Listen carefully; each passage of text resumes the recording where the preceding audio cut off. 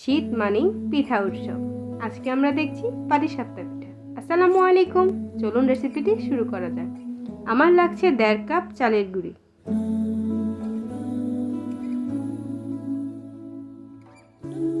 লাগছে সামান্য পরিমাণে লবণ, লাগছে হাফ কাপ ময়দা, দিচ্ছি হাফ কাপ চিনি, দিচ্ছি 2 টেবিল চামচ পাউডার মিল্ক।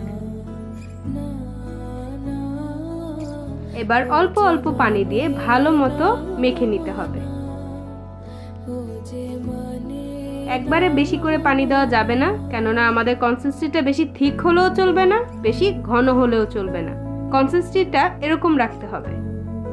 আমি ব্যাটারটা ব্লেন্ডারে 20 সেকেন্ডের জন্য ব্লেন্ড করে নিয়েছি, যেন ব্যাটারটা মসৃণ হয়।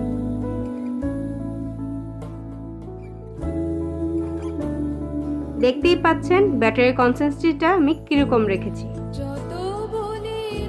এবার আমি ব্যাটারটা আধা ঘন্টার জন্য রেস্টে রেখে দেব। চলুন পুরটা বানানো যাক। এখানে আমার লাগছে 1 পা গরুর দুধ।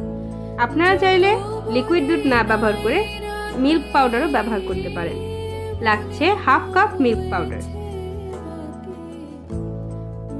লাগছে হাফ কাপ চিনি,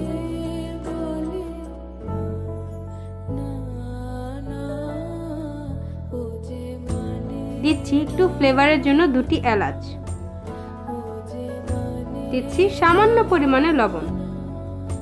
যখন দেখব দুধটা এরকম কমে এসেছে, এরপর আমি একটি বাটিতে হাফ কাপ চালের গুঁড়িতে সামান্য পরিমাণ পানি দিয়ে এরকম থিক কনসিস্টেন্সি বানিয়ে ব্যাটারের মধ্যে দিয়ে দিব।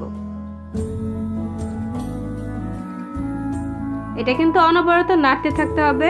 চুলার ফ্লেম কিন্তু লোর মধ্যে থাকতে হবে। চুলার ফ্লেমটা বেশি হাইয়ে রাখা যাবে না।